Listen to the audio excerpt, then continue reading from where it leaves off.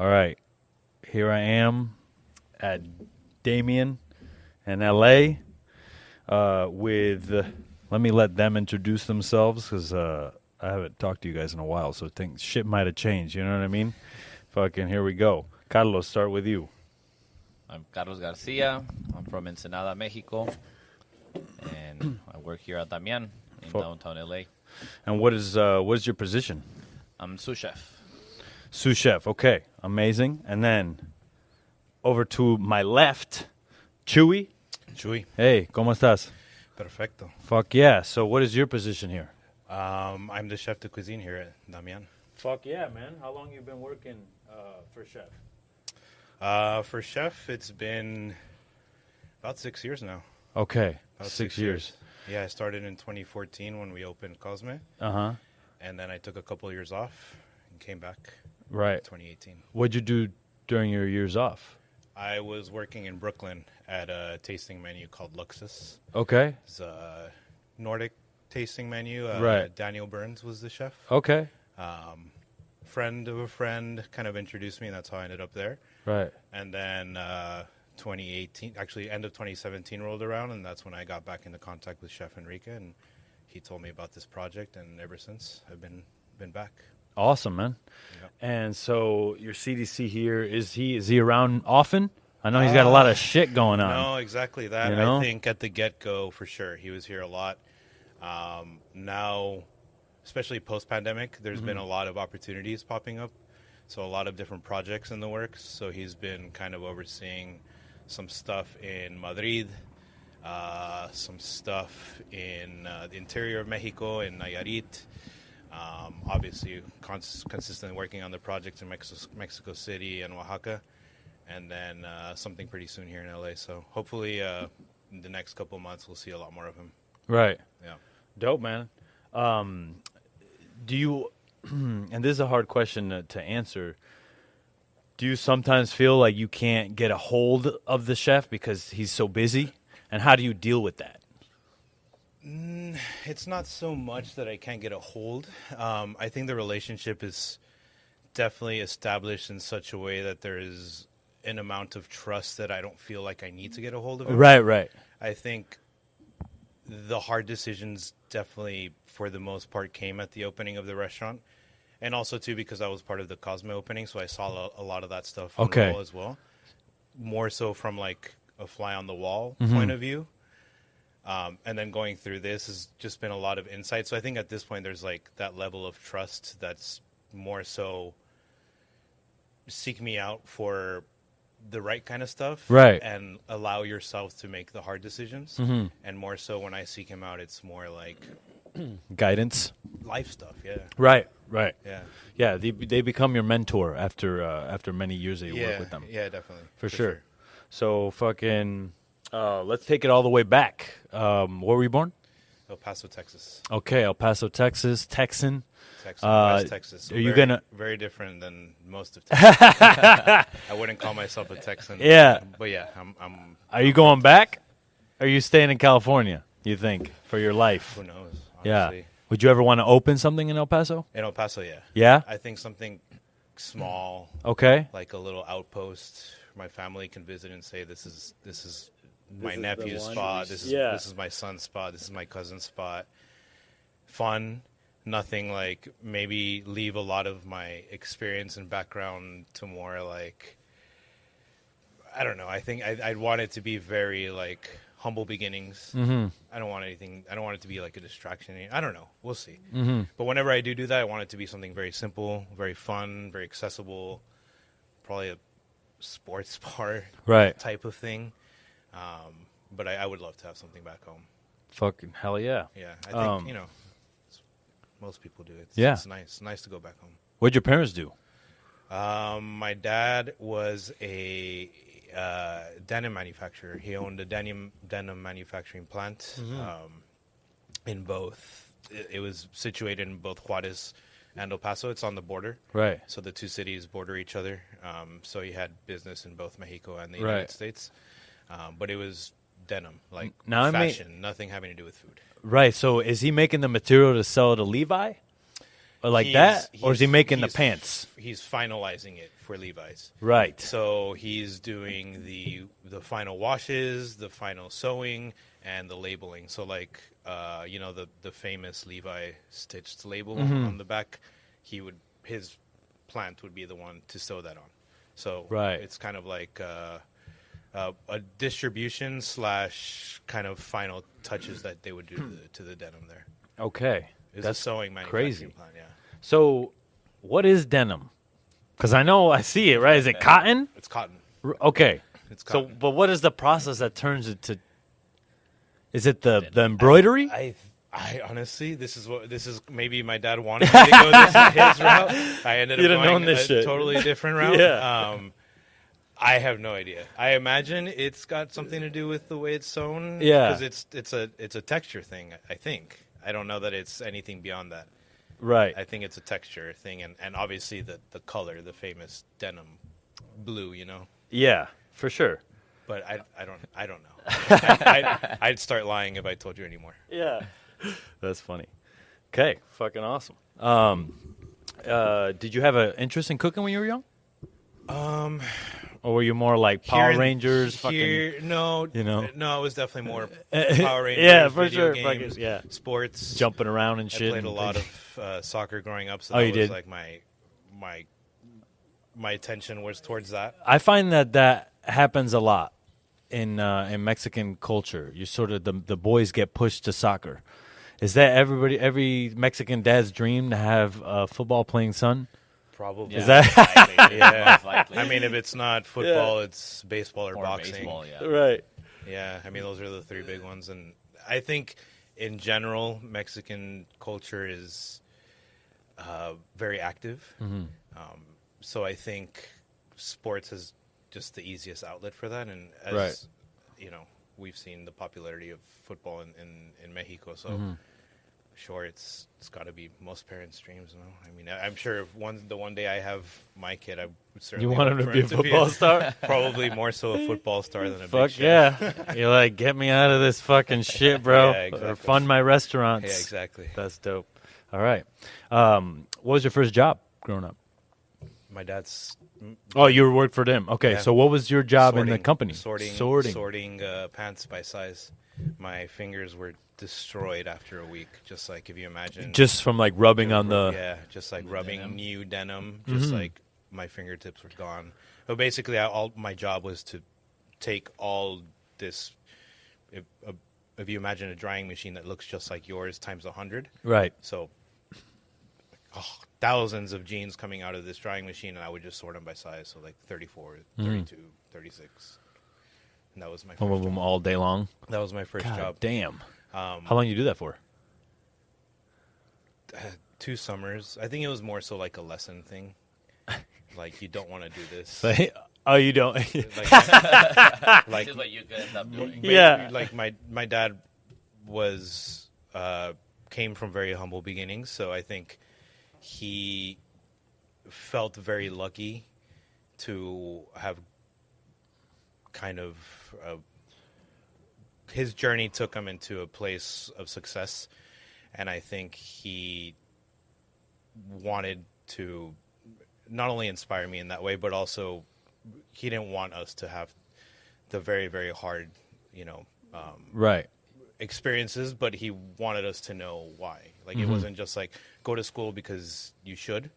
Well, check this job out, and it's really hard. Right. So here's It's an either school or experience this. that can inspire you to do, better in school. Or Right. To, Something else. yeah. Okay. So it was a lesson sort of thing, but I did it for 2 summers. Okay. You have any siblings? Yeah, younger brother and an older sister. Okay. How's that play out, being the middle child?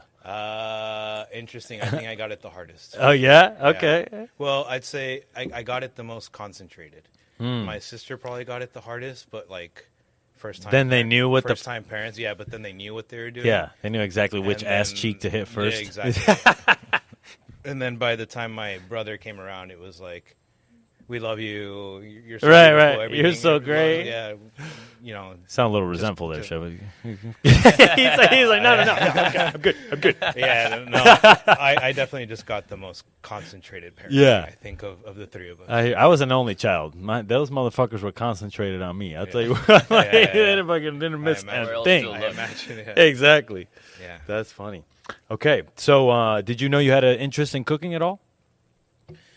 I think where it first started was, I had a couple of uncles who cooked a lot for the family. Right.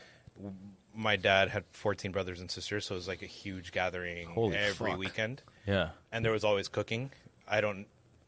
Now looking back, I think of it as like amazing cooking, Right. but at the time I thought of it as, we're just cooking what we like. No one here's a good cook. We're just making food for the family.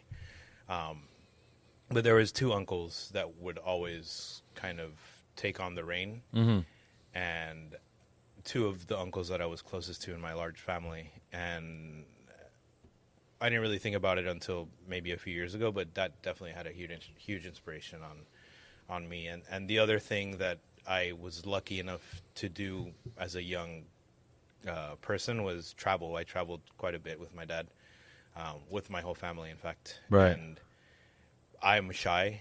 I'm the opposite of Carlos. I'm a very shy person. And through traveling, I saw communication through food. I saw that people could like express themselves, or like, it just became easier for me to express how I felt through a meal at a table with my family, rather than like, did you like that movie and why did you like it? Or like, Right. Kind of stuff that maybe was more regular conversation, and it was more just an expression. And I think that had like a really big impact on me. Like, I'm shy, but there is a way to Communicate. Right. That And- doesn't need words, kind of. yeah, and didn't hit me then. I didn't start thinking to myself as a young kid like, oh, I want to be a chef. Right. Honestly, where it first came, I mean, I watched a lot of Food Network. Yeah. Like Emerald, Bam, in those early days. Yeah, like, everybody was watching. when it was like first coming up, and there was like just a bunch of garbage on TV otherwise. And once it got time to like apply for schools in high school and stuff, like all my friends were going to Austin. They were all going to UT, and I was a smart kid for sure, but I was not a dedicated student, so I did not have like the grades or the idea that like regular schooling would be the route that I'd want to go. So I looked up what culinary school was near Austin, and there was one. So I was like, well, all my friends are going to Austin, and I think this is a route that I could potentially do, but more so the idea was I want to go to Austin. Right. And so that's really how I ended up in culinary school. And after that, it was just like, it was just it. Like, I didn't think twice about it. And the deal with my parents was actually, you're going to go to culinary school, but you're also going to go to college. Right. Because you have to, like, just to them, it was like, We already know how to fucking cook, bro. What are you going to school fucking out of shit? it's a hobby. Yeah. And it's hard. Like, the industry is really hard, like, Right. from what they knew about it, which is true. So they were like, no, you got to study business. And I think the idea was still, like, take over your dad's business and cook as a hobby. But I stuck with it, and pretty immediately, like, I just started doing well. Right. So they were, like, proud, and I think that was just, like, it. Like, and seeing my parents proud in that, like, was like the jump off point for me. Right. Where you're like, okay, I'm Yeah. good. I have the support. I'm confident in Sometimes that's all you need. it. Yeah. It's hard to do shit when your parents are like, what the fuck are you doing? Yeah. Because then you doubt yourself even more. Yeah, exactly. Exactly. But those that can break through that, ultimately reach some kind of like crazy success, Fuck yeah. So you're shy and you're on a podcast. I think you've grown a lot, right? During that time. Yeah. I mean, in this space, it's easiest for me. Yeah. I've done it a lot. You've been on podcast? Not on podcast, Oh my but goodness, this is actually The media. this is actually the first podcast I've ever First done. podcast. Yeah, okay. this is the first like official podcast, like set up like this. Maybe I've had like blurbs that ended up on a podcast. Yeah. But this is the first. But yeah, I mean, like, just kind of mentioning Chef Enrique, he's obviously not around, but we want to express ourselves, and we can't expect that our boss is always going to be that voice. So we take a lot of pride in not only this restaurant, but all the restaurants in the company having an identity. And so we work hard to be that identity for sure. And we work hard to have our voices be heard. And, you know, the company takes a lot of pride in that. Like, they definitely show the support in setting us up with these kinds of opportunities for sure. So I'm used to it. I'm shy, but I'm used to it. You're used to it. Yeah. No, I get it, man. When I went to Meadowood, when Carlos met me, I wasn't shy. You know what I'm saying? And to say that I was shy, I'm sure he's like, what the fuck? Yeah. But I hear you, man. And a lot of it comes from not, I guess, thinking that you're not good enough or have the skills, right? Yeah, I haven't for sure. cooked for anyone in a professional manner for a long time, and I did a tasting for some restaurant people, and they were blown away. And I was like, well, that means more than the 30 dinners I cook at home for someone. And they're like, this is the best meal of my life. Yeah. You know, I somehow don't believe that. You know what I mean? Yeah, for sure. So, how long was this culinary program? I think I asked you this already. It was a 18 months. 18 months, okay. And then 2.5 years. No, what 1.5 years. What kind of classes were they offering? Like, was it fundamental cooking, like frying? Yeah. braising? So they had two options. The one was it was basically half the program where you're just full on going straight into like culinary 101. Right. And then the one that I went to, they called it an associate something or other within the program. But basically that one is like administrative work as well. So you do like math classes based on costing and use of Excel and stuff like that. There was like dedicated wine courses, whereas the other program was just get into the kitchen, show you how to use your knife, show you how to make the mother sauces, and go from there. But the one that I went to was, I mean, it's pretty baseline. It's all French technique, but it was progressive in that way where the cooking also coincided with like administrative kind of classes too. So that was kind of interesting, that first experience. Right. Something that I kind of do go back to a little bit more than the actual cooking stuff that I learned in culinary school. It's a little bit more of like that actual like use of Excel, basically. Honestly, Was there any chefs in your class that are doing great things today? You know, honestly, as far as students, I don't know. It'd be interesting to look back. There was one guy that I definitely like admired in his. He was definitely somebody who had worked in restaurants before. Right. One of the only students who kind of like I saw that initial like chef drive that we all know, because we all now work amongst it, like especially in the restaurants that we've hopefully been in, worked at. You're just surrounded by that. But in culinary school, it's not that at all. No, like, no. It's Let's fuck the off opposite and of do that. do drugs, basically. Yeah, no, there was I'll never forget the one dude. I don't remember his name, but the one guy that was like always passing out in class, like slobbering on himself. Yeah. And that's like the spectrum for me. I was young. I was 19 years old, so it was like, well, it's either that or it's this fucking guy who doesn't stop talking about food, doesn't stop talking about his knives, doesn't stop talking about his interests. And it's like, maybe I'm not that, but I see the inspiration in the route that I want to take, and it's much more aligned with this kind of person. Right. It's definitely about who you surround yourself with. No, for sure. For sure. 100%. For sure. Crazy. So first real restaurant job where you're like, this is intense. First real restaurant job was, I guess, would have been my externship for culinary school. I worked at this place called Parkside in Austin on 6th Street. This chef, Sean Serkio, who's at that point was really established. At this point, I'm sure even more so. Has many restaurants, but that was his like initial spot. And it was like back in the day when like the new American kind of like tavern-y. What year was it? This would have been 06, 07? No, 2008, 2009. Okay, got it.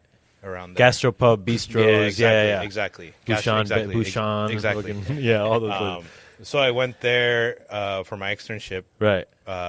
Scrubbed oysters for months, picked parsley and sliced garlic very thin, a lot of it. He's like traumatized by it. No, for sure. You fucking nick your fingers on that Like shit. a Godfather movie. Yeah, basically. Yeah. It was like that. Have you seen that documentary about what is it, Lloyd Christopher Ranch, where they got the Chinese prisoners peeling the garlic? No. And like that peeled garlic that you like buy in the store. Yeah. No, So these prisoners are peeling the garlic, and then when their fingers like basically are nubbed, like burned off from the garlic, they start peeling it with their teeth. Oh my God. Yeah, so that's for all you people out there that are using fucking peeled garlic from Christopher Ranch. Wow. Know what you're sucking on. Chinese prisoner teeth. Well, I gotta check that one out. That's interesting. All right, back to the show after those love it. Yeah. Where was I? Yeah, I was scrubbing Parkside. Parkside. Scrubbing oysters. Going down every day, basically sounds like. Going down. Honestly, it was my first experience, and honestly, my last experience of working in a restaurant where you went down, Right. where you were allowed to go down, Right. and it Where was nobody that, helped you. and where it was and it was that experience for me that kind of like changed things for me a lot. Like, right. I didn't know. I think at that point, and I honestly like. I'll tell you the truth. There was one day where I think I showed up to work feeling sick of anxiousness and like scared and like you don't want to be there and like fucking come up with the excuse to get out of it. Yep. Like there it was like Where you contemplate driving your car off the side of the road Totally. versus going to work. Totally. Yeah, I've been there. Totally. I've been there. Same. well Silverado Trail. well because it was my externship, like I had to get like this sheet of paper signed for school Yeah. and it was my supervisor that had to sign it, which was the head chef owner, Sean Sergio. So like I know you yelled at me all day, but you got to It was sign. like day after I have to get my thing signed after like I called out for work and like very very minimal exchange of words, but it was basically like I'll sign this, but you need to think twice whether or not you want to do this. Like, Right. do you want to do this? Because this is hard. And like I think I left that day and like finished that externship really with that in my mind as like, damn, dude, like I don't know that I want to do this. Like this is rough, and those people were mean, and it was gritty, and like I learned a lot, but damn, like I don't feel good. Yeah. And then comes time like you start running out of money, you got to get a job. Exactly. So I apply at this place, La Condesa, and I do my externship there, and immediately, like, I remember going back to my apartment with 4 roommates at the time and just being, like, giddy. Like, holy shit. Like, this is amazing. The people there were so cool, welcoming, put their arm around me, and, like, and it was Mexican food. So it was like, this is really cool. I didn't think I was going to get the job. It was just like a stosh. 2 days later, I get the call. I got the job. A few weeks in, it's like becoming more and more like enamoring. A few months in, it starts to become addicting. Like a few months in, it's like, damn, I'm not doing it. Like, there's nothing else I want to do with my life. Right. And it's probably going to be, at that point, like, I already had the realization that it was probably going to be surrounded by or in line with Mexican food in some capacity. Because I started to feel my roots. I started to feel some things that I had never felt before, especially as a Mexican American. Like, Right. there was a lot of confusion for me moving to a very white part of Texas from a very brown part of Texas. Like, there was some stuff that was like confusing for me. So like getting to work amongst it and like in it and hear people speak Spanish every day, it started to feel like, oh, this is home. Mm-hmm. What you're searching for is home. What you're searching for is something that makes you feel good every day, like at the end of the day. Right. So yeah, it hit me like pretty quick working there. And obviously good culture of the restaurant, that helps. Yeah. Surrounded by great people, surrounded by chefs who are now like incredibly successful. So like, yeah, that was a huge moment in my career. And like that put me on the trajectory that I'm still currently on, I feel like. Right. So, okay. That's a good realization to make early. Yeah. Because a lot of us stay until Yeah. we're fucking beat, and empty. and I think working there and Austin being a town that was really coming up in the culinary scene, so there was like restaurants opening like this, like this, like this, and there was this new cool chef after this new cool chef after this new cool chef. So that was also my first experience of like seeing how turnover worked and Right. why it worked, and like seeing like people coming and going, coming and going, coming and going. Yeah. It was like that was off-putting to me in a lot of ways. So I felt very lucky to be in a situation that was like, this is awesome. Why would I leave? Yeah. You know, eventually you leave. Eventually you move on to something something bigger, hopefully. But yeah, it was definitely my first experience of a lot of the things that I like most about our industry. I was lucky enough to experience them really early on in that space. So that Right. was, it gave me the framework for what I wanted for the rest of my career, for sure. So you realized that you loved working in that environment, and then you love it so much. How do you deal with realizing that you got to go? It was hard. It was, I think the hard part was, it was obviously my first everything kind of experience in a lot of ways, but it was also the first time that another human being trusted me so much to make me like their sous chef, Give you confidence. their right hand, their person that allows them to take a trip, to take the day off, to create a dish, you know, like Yeah. all this stuff became very personal in a lot of ways. So that, I think that's what ended up making it so difficult by the end. When the time came for me to go, I probably didn't handle it the best way. I think I probably told all my friends before I told my chef, Right. when all my friends worked at the restaurant. It's kind of shitty. Yeah. And I'm sure he knew before I told him. Yeah. He was surprised, but I'm sure he knew. So yeah, it was hard, and it was a huge learning experience, but also, again, like something that I learned early on to not take hard or personally, and to guide people to do that the right way as well. Right. So that was a great experience for me, but it was hard. I mean, it was my first love outside of my real family was cooking, and cooking here, and cooking with my friends, and cooking with my mentor. So it was like the only reason I would have left, and the reason why I left, was big dreams, you know? Yeah. I moved to Barcelona to hopefully hit it off, and with something, and with no plan, but hoping to find something there and stay there. And that didn't work out for the better, but you know, that's I think what made it easier for me to leave that first Right. big opportunity. was, Adventure. like, adventure, yeah. Right. For sure. Sometimes when you leave and you have a plan, it can almost seem like a slap in the face to your previous employer.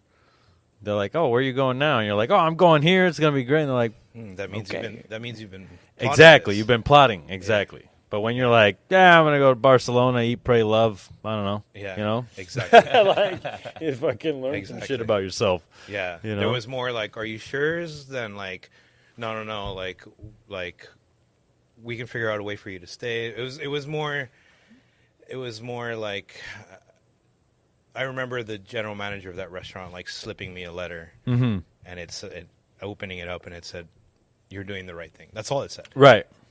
And like, to me, it was like, That's all you need sometimes. to me, it was like, what a silly thing. Like, I'm a kid. Like, of course I should do this.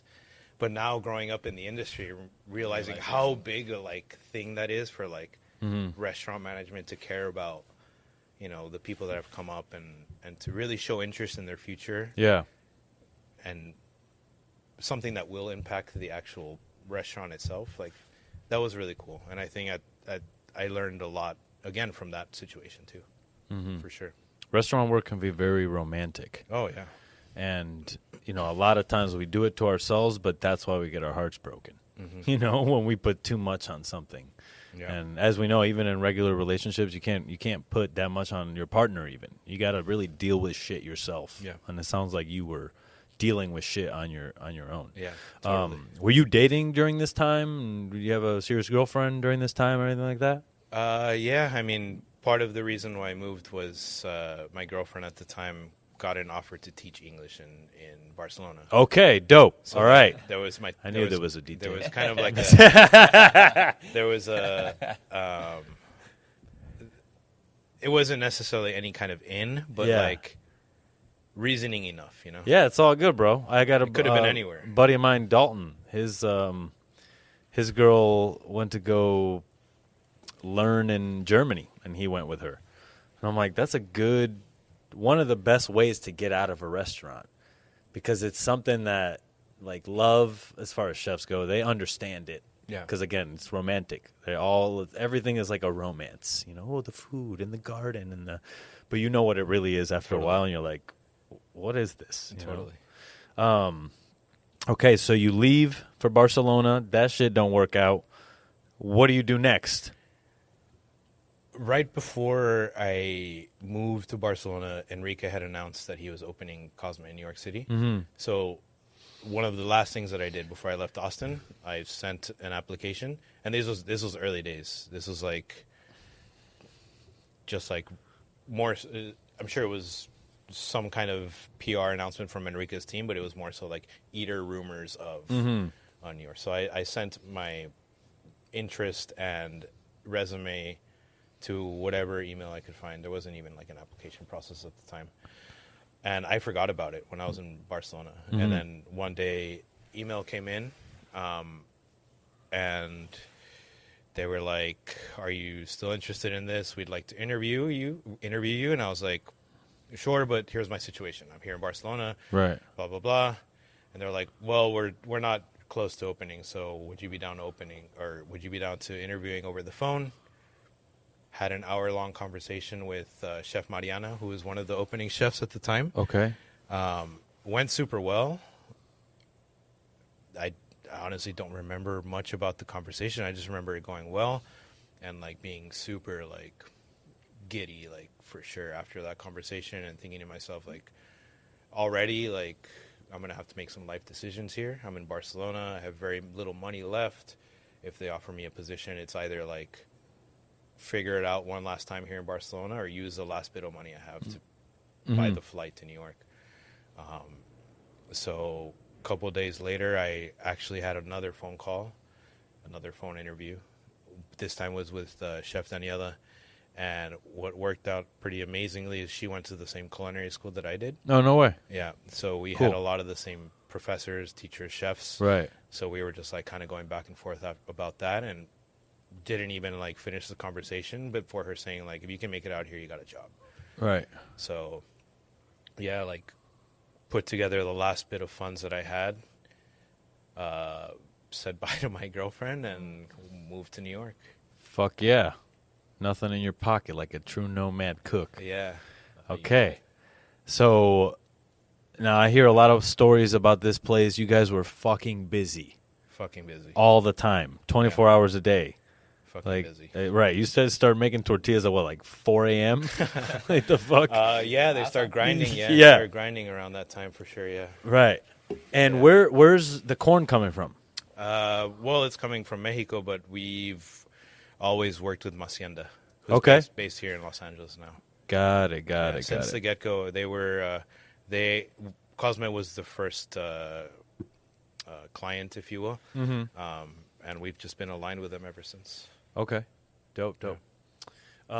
Is there any other restaurants that use them? Are they like a big wholesale distributor? Yeah, they're big. Okay. Yeah, I'm sure Worldwide, a lot probably, of, I would say a good percentage of the restaurants using heirloom corn in the United States is probably getting it from Hacienda. There's a few other companies that have popped up that are doing really well as well, but Hacienda has really Right. made themselves accessible. And even to like the home cook, they're super accessible. What did you first start out doing in that kitchen? Tortillas. How intense was it? The kitchen. Super intense. Super intense. It was I went in there with so much doubt in myself. Okay. Because I was like a cook from Texas amongst a pool of cooks from New York and like from Texas. Right. Back then, there's no social media. There's none of that. Right. They look at you like maybe there's you're only like from a little bit of it. So like from the farm. yeah, exactly. And like Literally. yeah, and for me, it's like New York. Like this is the big leagues. Like Right. I'm a minor leaguer cooking amongst the big leaguers. So I was super intimidated. I got hired because of my Mexican cooking experience, which back then, if you imagine, there wasn't much like in New York. Yeah, they're like, oh, or thank in the God, a United real States, Mexican. There's very little Mexican restaurants. Yeah. So somebody that like knew about it was like, that was important to bring on. Right. I had very little nixtamal experience. The only experience I had was when I moved to New York. Cosme took, as any opening does, some extended time to open, construction issues. So I was working with Danny Bowen. He had a taqueria at the time, and they were like the only place in New York doing nixtamal. Danny Bowen had a taqueria. Yeah, Mission Cantina. Of course. Mission Of course. Cantina. Why not? Yeah. No, it was sick. Honestly, I bet. It sounds dope It was as fuck. It was a blast. It was a blast. It was a mess, but it was a blast. Yeah. So it was the only place, or like one of the only places doing nixtamal. So I hit them up and told them I just needed work until Cosme opened, and yeah, I was just started doing that there. And so when I ended up at Cosme, initially they were like, "Well, you have nixtamal experience, so you be a tortillero." And I was like, "Sure, yes," Yeah. because you just say you can do it, Right. Like I've never actually slung tortillas in my life. Like I've done it a little bit at this taqueria on the Lower East Side, but like not like an actual tortillera. Like They're like, you're ahead of tortillas. so I did it for like the first week Yeah. with Sita, who's like a master tortillera, yelling at me all fucking day. I mean, this is like my first intense experience in New York. Wasn't like, of course, there was a whole team, but it was like this tortillera that was like just constantly on my ass, and like I couldn't do it. Like she had many years of experience doing this very particular craft. So by the end of the week, I was doing it enough, and they realized that the line wasn't set up in such a way that they had thought, so they needed another line cook. They had to add another station to the line. Right. So they're like, well, you get to be that line cook. Okay. But the station is plancha. So you're making tortillas and you're working the line at the same time. You can't get away from these fucking things, dude. That lasted one service. It was a nightmare. And so that very quickly transitioned me to being a line cook at Cosme. And very quickly transitioned into me being the lead line cook. Right. I guess I go back to me being very humble and modest in that my cooking abilities.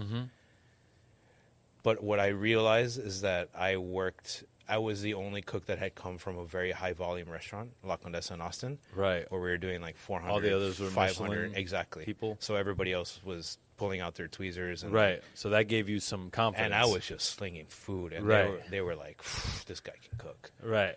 So that's where like I learned like, oh, okay, it's not really about like where you worked. It's about can you cook, can you motherfucker? cook? Yeah. And can you cook efficiently? So yeah, that very quickly worked out to my ability, but it was intense. It was intense for sure. It was an intense opening. Early mornings to early mornings, like 10 a.m. till 3 a.m. We'd be there like figuring it out, because it was also like the first project in the United States for Enrique. So there was no like system in place. Like everything was figured out. Right. Which Had a lot of hard lessons too. Yeah, which I think, works out like for us and for the restaurant too. Right. There's a lot of personality in it. And so how long did you stay at Cosme total? So from the opening, I was there for a couple months as a line cook, and then I was promoted to sous chef. Wow, quick right after that. Yeah, pretty quick. Right. And then I was there only at that time for 8 more months. Okay. Yeah. Got it. Why the short stint? My father passed away. Okay. My father passed away, and it was heavy. It was like not so much from like my standpoint, but I kind of got into this mode of like I cannot be a sous chef in Enrique Olvera's restaurant and be going through this at the same time. So I put on like a lot of weight on that situation. Right. Maybe more so than necessary, but I was like it was heavy to hold that responsibility and not be like anywhere near my best self. Like I was lost. Like I was like in a rough spot. Mm-hmm. So I went back home to El Paso for like a month. And I told myself I'm going to stay in El Paso for like half a year. I'm going to stay in El Paso for a while and just kind of like ease for a little while. I've been line cooking for a while in these really intense restaurants, and it's taken a lot out of me. So I'm just going to like kind of relax. And about a month later, I was like, nah, like I can't just stop. Especially with like the momentum that I had, like becoming a sous chef at Cosme. Right. So there was like definitely this feeling of this drive of not letting that go. So I just like went back to New York, and I think I wanted to go back to Cosme, but I think I was too proud to. I think I was maybe like not confident in admitting that I was in a good place. Right. I think I felt like I still had more to figure out. Mm-hmm. And so I didn't, even though I wasn't, I think one of the strongest moments in my life was probably at that time, when I had really figured out like, okay, I've gone through this. A month later, like, no, I'm going to really pick it up. But I think I told myself that I just wasn't right yet. So I said, I'll just work in an easier position. I'll try to stay in Brooklyn so I don't have to go into Manhattan so much. Mm-hmm. And so I got introduced to Daniel Burns, and stage later, I liked it. I liked the fact that it was a small team. I liked the fact that it was a tasting menu, which was something that I'd never done before. Really focused work rather than like super high volume work, which what I was more used to. So I just kind of like wanted to hone in and like figure out who I was and where my abilities were, and I thought that would give me a good opportunity. And it did. Mm-hmm. It was cool. Dope, man. So cool. by this time, you're a fucking badass, pretty much. I mean, you're in New York, you're running shit. Cosme's that's not an easy place. Hearing it from Hugo, you know what I mean? Like, it's not an easy place to fucking work. No, or no. It's like all day, especially like New York. New York doesn't fucking stop. Yeah, and bars are open till 4. I'm sure you were burning candles. Yeah, both ends. I mean that's the harder here. Like, whatever. Go to sleep over there. It's like on the way to the train, somebody will catch you for a drink. You know, it's right, like, right. There's no way around it. Like, so.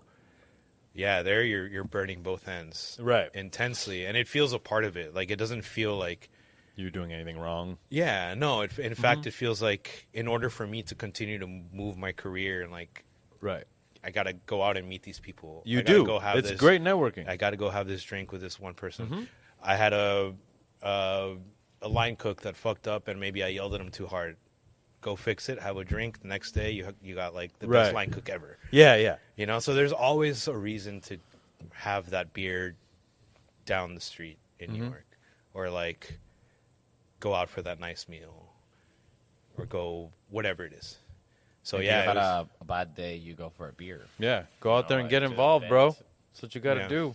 So it's tiring, but it was fucking amazing. Yeah, I love that. It was amazing. Okay.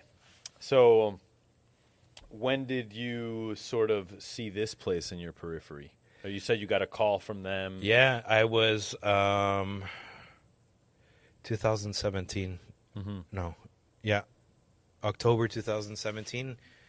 I took a trip to Mexico City, solo trip, just to go down, do the cool thing. You know? Check it out, yeah. You know, eat everywhere. I ate at Puyol. Yeah.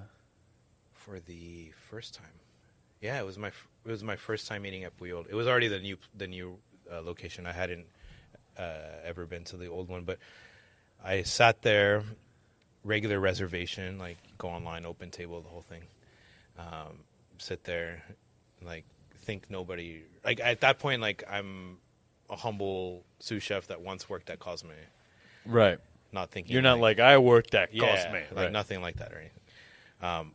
But at that point, the general manager of Puyol, Eren, she had done a couple months stage at Cosme, just to kind of like instill a little bit of Puyolness in the Cosme team. I think was the idea. So I had known her, and she recognized me, and she saw me. She came by and said hello, and she was like, "So sorry for not recognizing your reservation or whatever." She's like, "Would you come back to the bar and have dinner on me tomorrow?" Not knowing that all of this was like schemed. There was a little thing going on. My reservation was seen. But so Enrique had actually seen my reservation and told her to invite me back to the bar the next day. I didn't know this, but I thought I was just coming back for a meal. She ends up sitting down with me. We're having a whole conversation. Like 2/3 of the way through the conversation, I'm like, this feels a little like Job interview. yeah. Yeah. So I'm like, what's up? Like, what's going on? And she's like, Enrique's got a lot of stuff going on. He's got a lot of restaurants opening up, and he wants to work with people that he trusts. He wants to work with people that he believes in. And she's like, he wants to talk to you tomorrow. Do you have time? I'm like, no, 3 days back to back to Puyo. And I'm like, yeah, I leave at 1 p.m., but I can certainly meet him. So next day he asked me to come back at 11. Of course, gets delayed. So I'm like freaking out about my flight, but also like freaking out. I'm about to meet Chef Enrique. The last time I saw him, you know, he was like we didn't have much of a relationship. I was like me as sous chef and him being like, He just heard about all the bad shit you did. exactly. Yeah. He didn't fucking. Yeah, exactly. But no, I meet him there, like super quick conversation, but it's just like, I have this opportunity. I'm opening up a restaurant in Los Angeles. Are you interested? And like, I don't think I thought twice. Like I said, That was Chuy. You're on camera still. It's all good. Feel free to interject. He stayed nice and quiet. You don't got to do that. No manners for his story. Where were you born, my man? Ensenada, Baja California. My goodness. So I was born 2 hours away from here. Right. So actually, California. What did your parents do growing up? My parents, chemical biologist. Holy fuck. So yeah, my dad's a little into science, and my mom, she worked for the government. Right. She worked for the government doing like managing the land of the municipality where we lived at. Okay. So very Like busy making sure they parents. clean the roads and shit like that. Yeah, like you know, for like especially in Ensenada or like in all of Mexico, since still being too like rustic, there's a lot of people that have taken over land that they haven't purchased. So helping those people to get their papers and be owners of that land. Right. So regularization of all the papers and like for them to be owners. So that's what they would be doing in the mornings. Got you. And then what was food growing up like? Mom cooking, dad cooking, or were you going out a No, lot? because my parents were working all the time. Right, so right. there was not a lot of cooking happening in my house from my parents. Uh-huh. But I did have a nana, and she would make all the cooking for us. Got you. Okay. So I ended up growing up eating very, very good. Very well. Yeah. Okay.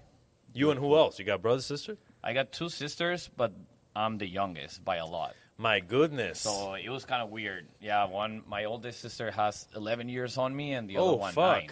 All right. So I was basically an only child. Yeah, basically. With Yeah. 3 moms. Yep. No, literally, for sure. Well, almost 4 because Yeah. I had my nana, I had my mom, Uh-huh. and my 2 sisters. So Yeah. my older sister, she was basically my mom for my first years Right. with my nana. And then my older sister moved abroad for college, so she was gone. Mm-hmm. And then my younger sister, the one in the middle, we ended up growing up for another 4 years, and then she went away as well. Right. So I grew up basically being an only child. Okay. And then sort of what things were you into when you were young? Same as Chuy, I was just into soccer. Yeah. I was just into sports. I'm seeing a fucking trend here. My parents would have loved me for to play baseball. Yeah. My dad was he used to play baseball when he was in college, so I played a couple teams, but I never liked it. But I always loved soccer, so I'll be playing outside with my friends from the neighborhood, or I'll be playing at school. That's what I'll be doing all day. Mm-hmm. Just go home and play soccer till the sun sets. So the sun, yeah, got it. Okay. And then what were you interested in when you were young? What would you want to do?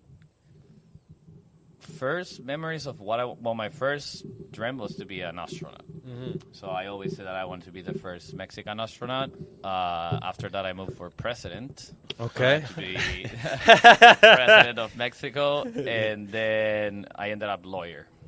I set up to be a lawyer. You're going to for be a my lawyer. younger age, yes. Got it. I have a couple uncles that do law and like cousins, so that was something for me that was interesting? yeah. Got it. What about it was interesting? I always saw especially, but if you know Mexican law, it's very different from American law. So you don't do like courts and like live speeches and like you have to convince the judge and the jury. In Mexico, it's all on paper. But I grew up watching all these American shows because obviously in Mexico, especially me being from the border, everything that we consume is American culture. Mm-hmm. So you would see American TV more than Mexican TV. So I would see all these law shows like Law and Order and stuff like that. And I wanted to do that. I did theater when I was young. Yeah. So I like the act to, I guess, perform. And that's what I was into. Right. So little did I know that it was not like that. So there's no jury? In Mexico, no. In Mexico, it's not an oral... how do you say? Well, like you do everything that you see on the TV here, but you have to do everything in paper. So you submit the papers, they read it, and then they answer you back, and then you have to type it again. So like all the arguments are done through paper, and then that takes months or years. Right. How do you have hard conversations over a typed email? Because Like when you're trying to say "fuck you," like how do you? I mean, I guess that's why the Mexican system is so rigged and fucked. Right. Because imagine it even takes longer. And in Mexico, it's completely different than here in the U.S., where you're innocent till it's proven Right. the contrary. In Mexico, you're guilty till you're proved that you're not. So while all this time passes, where you're exchanging arguments, basically, your client stays in prison. Right. So it's a little fucked. So they're fucking pissed off all the time. Fuck yeah. I mean, that's how the prisons make money, so Yeah. I guess it works for the government. Got it. Okay. But that ended up being a disappointment. Uh-huh. But that's why I ended up being. You ended up making it to lawyer. Yeah. But hold up now. School, how long is that taking school? 5.5 years. 5.5 years. And did Off- you start preparing for it in high school? Yeah, you do take a couple classes, just like introductory law. Mm-hmm. But after high school, my parents, to get my English going, they sent me to Canada Right. to do a program in English, just basically learning. And then I came back to Mexico after 1 year in Vancouver, and I did law school for 5.5 years. So I graduated. I practiced for 3.5 years, and then I decided that it was not what I liked. What kind of law did you practice? I did corporate law. Corporate law. But I mean, even when I got back into law school, my first year I dropped out on my first semester, and I called my parents, and I was like, I don't like this. Mm-hmm. I want to change for something else. But my parents and my family is very close. Like, we do tend to communicate everything, so everybody has something to say. So as Will said, I have 3 moms. So my sisters do have a saying or at least in my younger years, Right. on what I was going to do, or like we would discuss everything within the family, and they all agreed that at least I could finish law school, and then if I didn't like it, I could transition into something else, but at least I had my degree to fall back on. Mm-hmm. If whatever I chose didn't work out. Right. So I didn't want to do it. They convinced me to stay. I did, and I finished. But in the end, I Didn't want to do it no more. Hell no. Were they upset with that? No. No? No, not at all. I think they just wanted for me to have the degree and to give it a chance. Mm-hmm. And now looking in retrospective, it has worked out for the best. Because it gave me, I mean, you know the law. So Right. that gives you a lot of knowledge. It gives you a lot of power that I Like, didn't don't do use that, to- motherfucker. That's 5 to 10. Yeah, do that. I mean, and also to do things that you know they might be frowned upon, but they're not illegal. Right. So like it helped me to know the law to navigate through life in a good way. Mm-hmm. And I learned a lot of general knowledge and like culture, and because you have to read a lot, and so it was fun, and it helped. Mm-hmm. I mean, now looking back, like I say, even just to how to talk to people and how to talk in public and how to be a leader and all those little things, I think I did got it from law. Right. Okay. And then what made you pick cooking? Is there any other interest? Or just cooking was like... No, I mean, honestly, I've discussed with Chef. For me, it was just sports. If I could do this all over again, I would. If I could talk to 14-year-old Carlos, and I would tell him, your love for soccer is not going to go away, so pursue that. Right. I would have done that. That was... Do you think that's what draws you to this? Because it's a sport mentality, Yes. like athlete mentality? Yes, I think for me, it's so much like playing like sports team, like a Right. team sport. You know, like you have in the kitchen so many players and so many little pieces that it's a teamwork. Mm-hmm. And when I was doing law, it was just by myself in a computer. Right. So I was missing that interaction and that feeling of camaraderie and that Having a family. having a family. Yeah, yeah. That makes it more fun. Mm-hmm.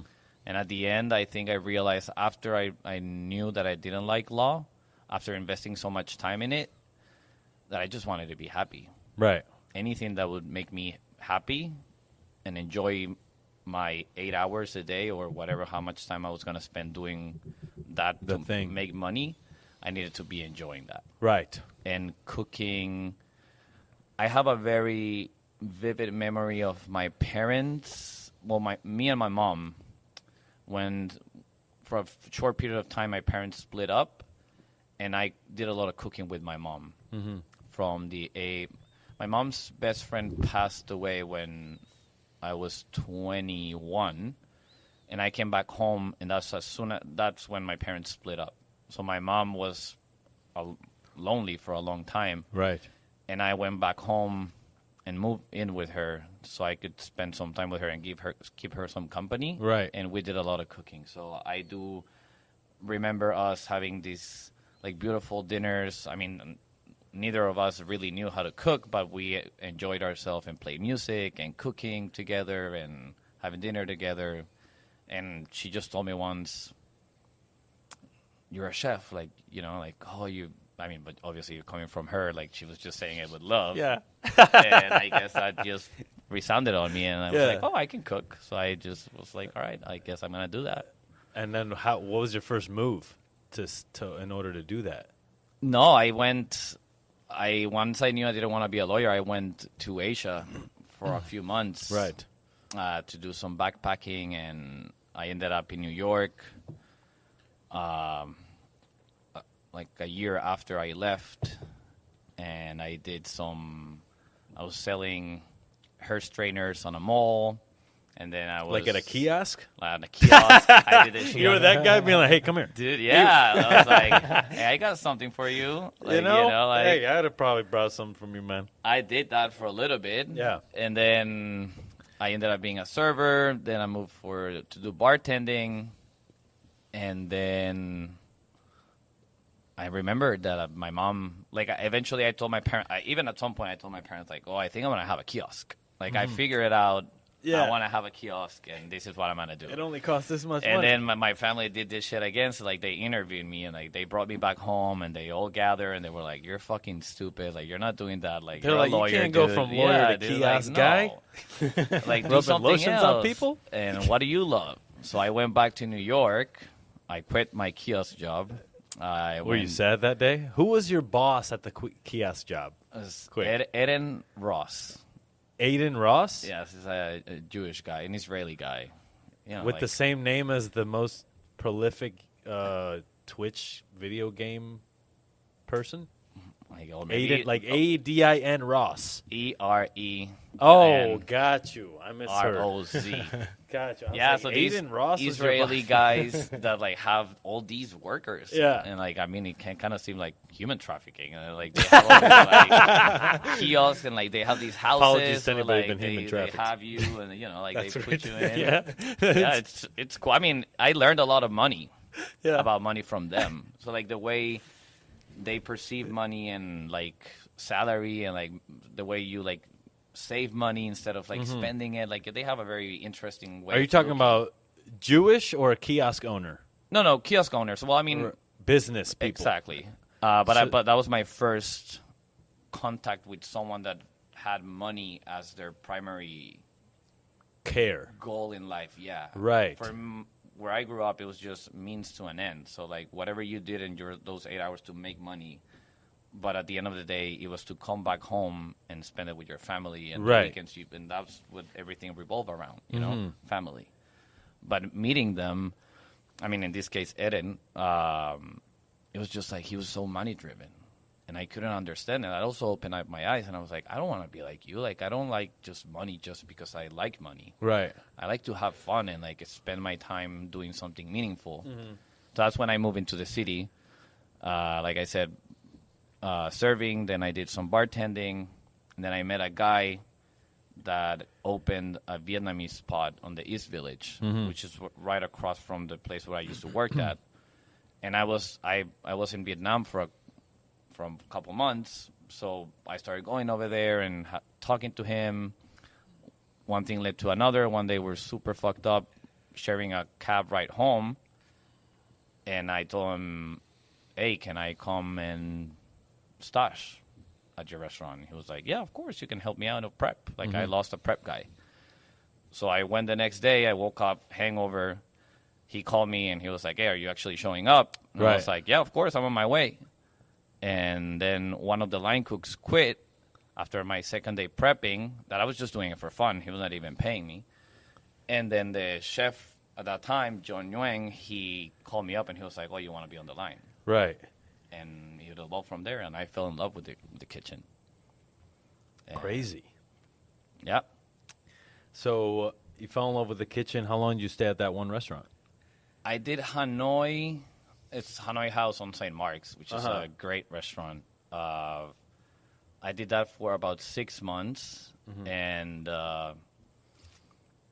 when I actually got into the line, I knew that I fell in love with the space, and I fell in love with cooking, and it was an open kitchen, so you could see the reactions. I was making salads. I was making papaya salads basically all day, Right. and spring rolls. But I could see the bar, like people sitting, and I would like peek and see whenever they get the food. And for me to see their reaction and like for them to smile or nod with their head, I'll be the happiest person in the world. And I felt like a chef and proud, you know, like, oh, I made them feel happy. Right.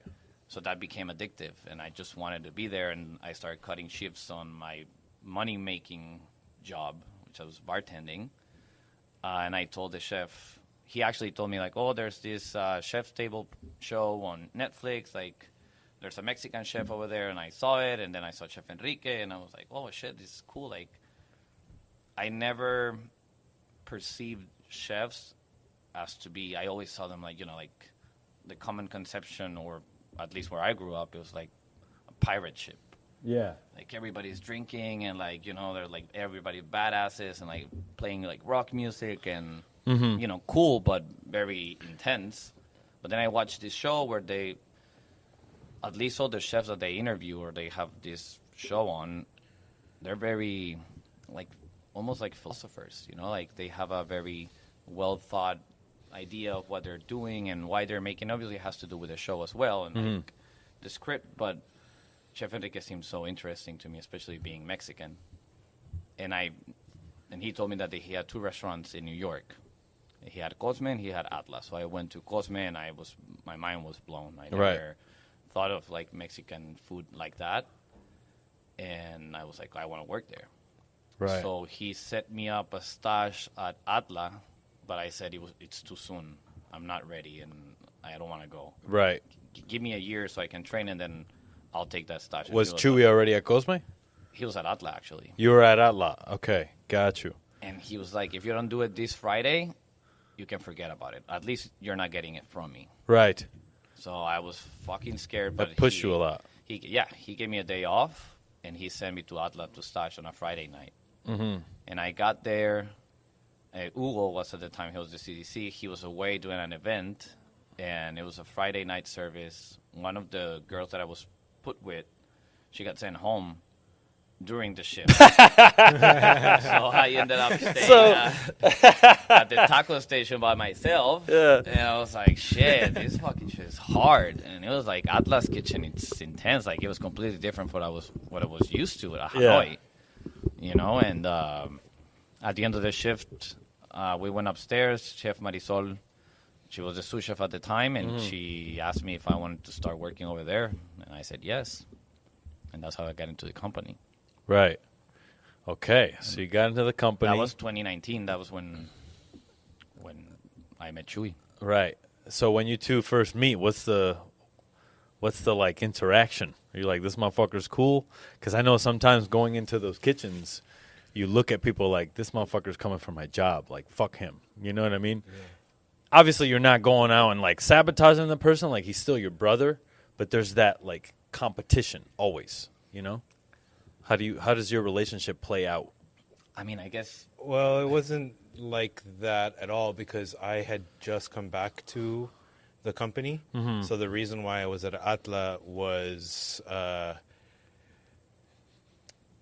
again, as restaurants take long to open, I was expected to move out here a little bit earlier than anticipated.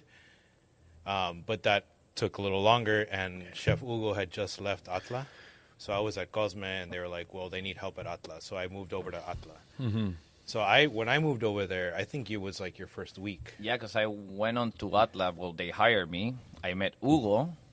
I did 2 weeks with him. And then one of these days, he pulls me to the side. And he was like, oh, like, you want to keep doing this? Because I had 3 jobs at the time. So I would wake up at 5 in the morning to skate to Atla because I would go down bad. You were just skating everywhere, yeah. too, in New York City. I had my skateboard, but I lived in a radius of 10 blocks from all my 3 jobs. You.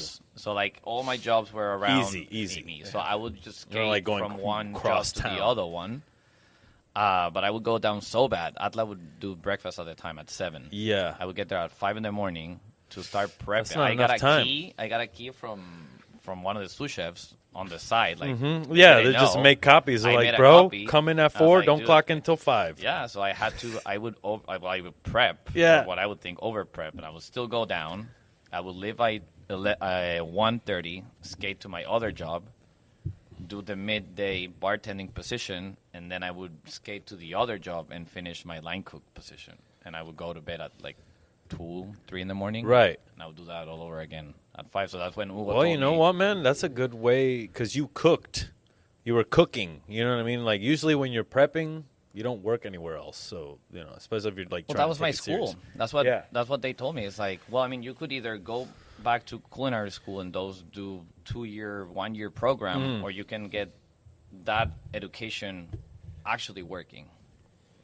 And you might speed things up.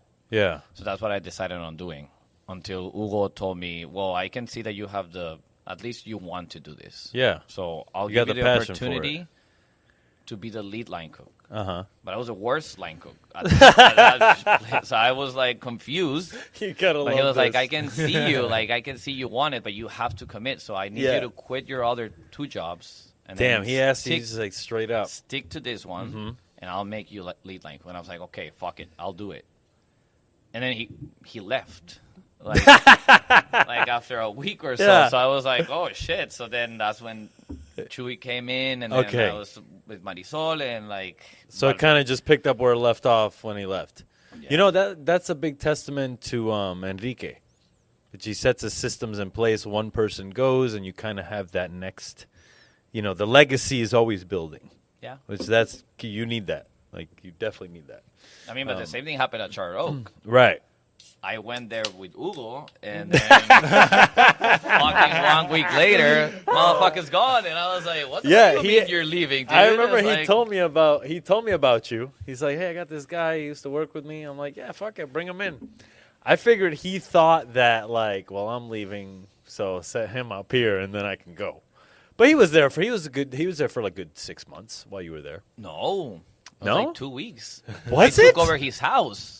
Oh I yeah. ended up renting his space. Yes. Okay. He left me everything. Got He- you. he So left here's me my his- couch. Here's my. Yeah, he left me his Yeah. furniture, his knives. He forgot his knives. Right. His cutting board, like everything. His sharpening stone. I Yeah. shipped all of that to fucking He just went to Seattle. Willow's Inn. He was like, "Fuck this." I thought the funniest part about that was that he leaves, and I'm like, "All right, what's he gonna do next? I don't know." Then he's like, "All right, cool. He's at Willow's Inn." And then 2 weeks later, they're like, "There's serial rapists at Willow's Inn." And I'm like, "Oh fuck, bro. That's kind of like congratulations, but also I can't say that shit because like that must have been rough." I think about that a lot. Yeah, no, that's Like in this day and age, these chefs getting ripped apart. I'm sure Enrique's had his fair share of people ripping him apart in the media. How do you guys deal with that? Like when a bad article comes out, what do you tell your cooks? What do you tell do you address it? Do you not? I think luckily for us, it hasn't happened. I mean, what happened, that article that came out about Enrique was very centered in Mexico. So there wasn't really, it didn't catch that much attention over here. Right. And at that point, we weren't, in a position. That happened while this restaurant wasn't even open. Right. We were- Years ago. Yeah. When you're young. Yeah. Yeah. We get it. But it's rough. I mean, I can imagine that if somebody, I'm hopefully, Enrique's done so many more things, but at a certain point, you pinpoint any of the worst points of anyone's life, it's pretty difficult, so it's like, within our space, what we do is Enrique has set up the foundation of what he wants. Right. From there, like I said, a lot of personality comes through, and for us here especially, it's safe. Like it's a safe work environment first and foremost. Whatever you want to talk about, we can talk about it. Whatever you want to learn, that opportunity is there. So if those conversations come up, we'll talk about them. Right. No problem. It's no bullshit. Yeah, no problem. I like that. whatsoever. Because we're so open and we're such hopefully good people in a sense to where that's approachable. And it's not like, well, these dudes must be working for somebody who they said something about, so they must be like that too. Like, Right. I don't know that to be the case with Chef Enrique in any which way. So whatever was said about him, Right. I don't really look too far into it. But if the conversation needs to be had, Yeah, no fucking problem. Got no you. problem. Yeah. I mean, look, our Costau's had articles come out, during our time there, and, you just sort of try to be there for that person because they're never as horrible as the article reads. never. You know what I mean? The article always reads way more terrible than it really is. Yeah. Same thing with bad restaurant reviews. Yeah. Do you think I was talking to this with another chef about critics? I'm sure you guys get a lot of critics coming in here. Do you try to VIP them, style them out, or do you say, we do what we do, you either like it or you don't, it's fine? No, we do what we do. Right. We do what we do. And the obvious moves that are made, the door notifies management notifies the kitchen. We all kind of perk up, but we do what we do. We Right. don't change. We don't stop service. We don't say this ticket's before this one. We don't. Right. We don't pull out a secret stash of VIP ingredients that we didn't have for the rest of the Right. restaurant. Yeah. Everything is exactly the same. It's just, I think, in general, just like, I don't know. It's, you perk up. I don't know. I don't know the reasoning why, but it's just kind of like we talk about sports. Like, when you're playing against a big opponent, like all of a sudden, Yeah. you know, you puff your chest out a little bit, and it's natural. I don't think that there's anything less than about the way we treat a regular customer. Got I it. think that's something that I do, especially working with and for Chuy, is that I think we, or at least the way he has shown me, is to care. At least for me, when I see a ticket of one of our employees or coworkers come to have dinner with us, that's like the most VIP, you know, more so than a critic or another chef, or you know, people who actually care for this place, that have put in work for this place, that maybe have saved up money just to come that one time, you know, to show them a really good time, to treat them as more so than doing something extra for a critic or another an artist. Now being in LA, like you get movie stars or but more so to take care of the people who work in the industry. Got it. I'm curious to know from your perspective, how do you feel about, or how do you look at Charter Oak as a restaurant, as part of your like trajectory of growth? Well, I mean, for example, for me, that particular time was a blessing, especially during pandemic.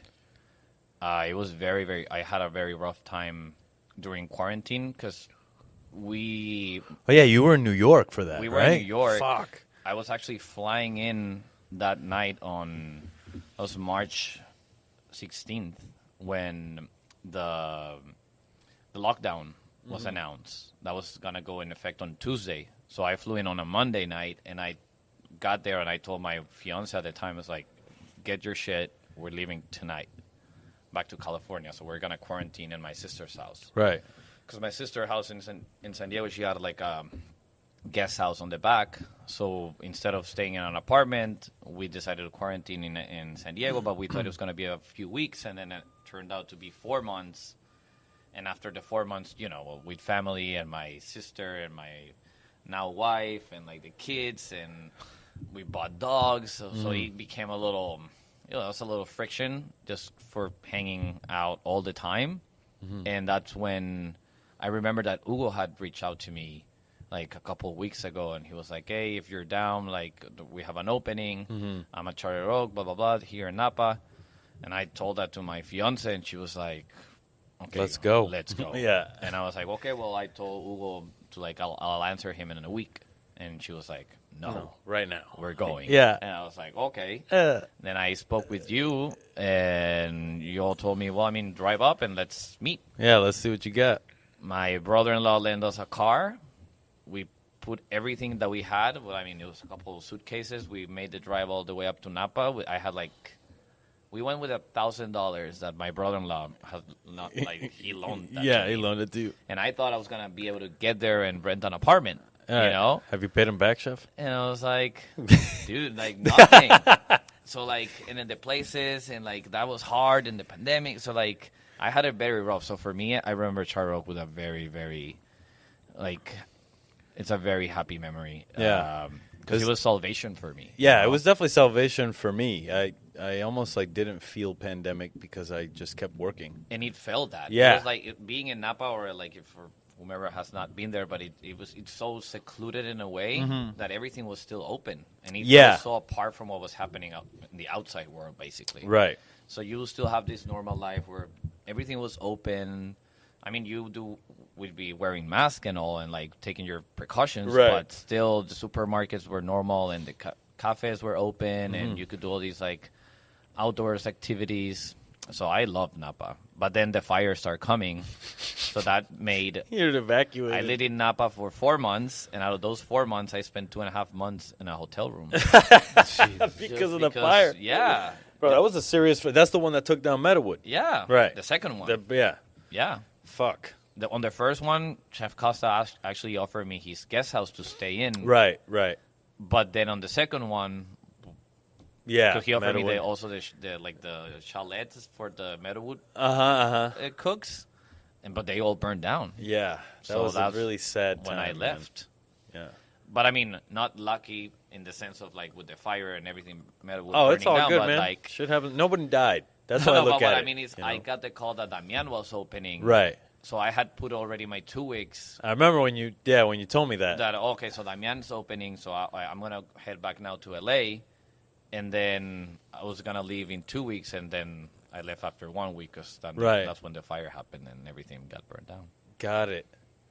Yeah, I remember when you told me you're like, yeah, I'm gonna go over here, and it was COVID, man. I didn't even know what to think. I was like, you gotta go, bro. No, Chef Casa told me like, good luck. Yeah. But like, and I was kind of like sarcastic way because like, okay, good luck in LA. Like you're going back to a big hub. Yeah, where pandemic. shit was going down Yeah, out I was here. like, oh, let's see how long you guys stay open. Right. And I mean, like he said, we opened, and after a month and a half, we got closed down again. Right. So that was very uncertain times for us. When did things seem to start to get normal again after all that? Was it that second opening that you're like, oh, fuck, we don't have to close down anymore? Yeah, no, not even then. I think there was the second opening happened in March of 21, and that was still like that heavily restricted time when like tables were super separated. Everyone Like was 7 wearing feet. masks. The servers were wearing like face shields. So it was like, not only are we open, we're like COVID in your face. Like everything is very like. And it's not sexy. It's like, this sucks. Yeah. dude. This sucks. Yeah, it's this not does not sexy. feel like an open restaurant. Change This the feels plates, like- change the silverware. Yeah, it fucking- was rough. And then I think that summer was when things started to get lifted a little bit. And that's when we started to feel like a semblance of an actual restaurant. Like people actually coming out to have a good time with others, Right. with, you know, with, Without that with fear the people of, like, around them. Yeah, like you know? oh no, they're, like they're sitting too close, or but then Omicron came. But then Omicron, whatever, Right. came in, And we in got that the second end of wave. that year. Third wave or whatever. But it was I think that was the first half year, or that second half of 2021 felt like there was some busy times. Like October, November got busy, and then Omicron came during the new year, and that was rough. Got it. That was rough. The end of 2021 going into 2022 was rough. that dinner. We lost a lot, like half of our staff. We had like Puyol came to do the anniversary dinner, so there was like no canceling it. Like Right. it was rough. Jesus. And then we'll start wrapping up. We'll wrap up with this question. You two are, you seem like friends to me, as well as coworkers. Yep. How do you separate that? How do you deal with that? How do you lead? How do you deal with disagreements? I mean, I guess the lucky part, at least for me, being the sous chef and at the same time, I would say the mentoree. I fell in love with cooking and in kitchens more, because in reality, my cooking life I've been working for and with Chuy. Right. So I think the way he leads the kitchen, like we have not had to separate our friendship Right. with our work. Got it. In the sense of like the kindness and the opportunities, like the teaching moments and like all of that. So it's been, in a sense, easy because it feels, I mean, like I said before, like I just want to be happy. Right. And if I'm cooking with my friends that I love and at the same time that I admire, Right. it just seems to be the right place. So I just want to be around him. That's fucking amazing. Better answer than I could ever think of. I'll tell you that. Yeah, I mean, I 100% agree with that. It's not hard. I think the challenging thing for me sometimes is, as his boss, like this is my best friend, this is my brother. I think there's times where I'm harder on myself for my I guess the way I represent myself, the way that I guide him as well, because there's so much like invested in that, and there's also the investment of like not fucking it up.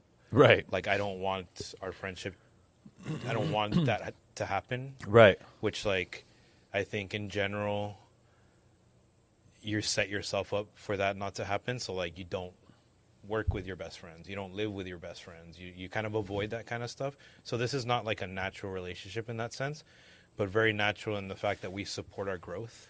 Like it's not only necessary for him to do well, like that's what also makes me happy. Like that's what makes me feel good. So like there's also like an added reward to working with my best friends. Like, Right. not only are we getting better, not only is the restaurant getting better, not only is our team getting better, like I get to watch that also as a friend and see my friend grow, and that's like at the end like what makes me happiest. So there's like, it's almost like an added incentive as long as you manage it correctly. I would say there's times where we haven't communicated well, and like maybe there's been a little shift or a little Right. like rough patch, but never where I feel like, oh shit, this isn't working, or like, Right. oh, we need to pivot, or like there's no like- turning back. Right. or like, permanent, you know? or there's no turning back. This is just the way it is now. Like That's no, dope. It's never felt like that. I find that in this industry, it's harder and harder to find that. You know, something always happens where you have like a culinary soulmate. You Yeah. know, for me, Yeah, it's yeah, Charlie Appel. You know what I'm saying? So it's just every cook, chef that I know has that one person that they've worked with for a long time, and multiple restaurants, multiple phases throughout your life. And I think that the evolution that I see is that like you are treating Carlos not as you met him, but as like who he is today. Yeah. I think the worst relationships are when you're treating someone like you've met them the first day. And that's a big thing that chefs make the mistake of. Where, like, you know, when you become the man or the woman or, like, from a child or whatever, in their eyes, they still sort of treat you like that child, and I don't think they know how to split. But also, that's a generational thing. Even to let you grow. Exactly. You know, because like you're still treating him as a kid, or as you're trying to pamper him or protect or whatever. But if you know, but I think it changed a lot also after the pandemic, realizing that not a lot of us wanted to go back to the industry, and having that shortage of workers made us realize something that at least that I had learned from him in the past conversations before, is like, what kind of kitchen or team do you want to lead or have? And now seeing like, oh, there's a lot of people that they don't want to come back to this industry because it is, or it was so demanding and abusive and this and that. And now having that shortage, you have to take care of your team. And I think that translates into what Chuy and I have built in this kitchen and in this team. If you see, most of the cooks here have been here for a long time now. Most of them 2 years, year and a half.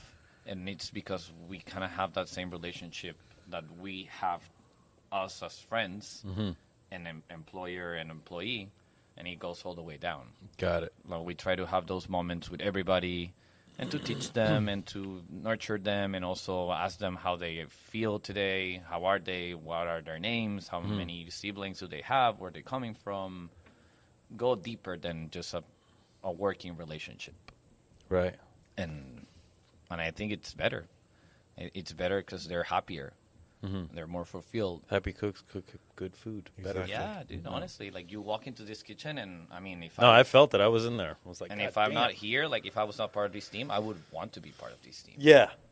That's what I always look at. I'm like, when I go to restaurants now, it's not even like, you know, obviously the food, the space, the service. But, like, would I work with these guys? Fuck yeah. Do you see You know, them if the happy? answer's Like, yes, then that's all I care Do you see about. them smiling among themselves? You know, like when you see two back servers, you know, like Yeah. crossing each other and like having a laugh, or, you know, like you see like, oh, this place is a healthy place. At least. Right. You know, like, are you gonna spend 8 hours of your day, maybe 40 hours of your week there? Hell yeah. Fuck yeah. There you go. Guys, I want to thank you for being on Sucio Talk. Fucking first duo Latino podcast that we've had. So fucking happy to have you guys on. Thank you very much. I'm sure that I'll follow you throughout your careers. You know, this podcast will never stop, really. We'll just keep going. So I can't wait to see sort of what happens in the future with you guys, whether you stay with Enrique or you fucking open other restaurants with him or whatever it is that you're doing. I know that it will be good because your hearts are in the right place. You know.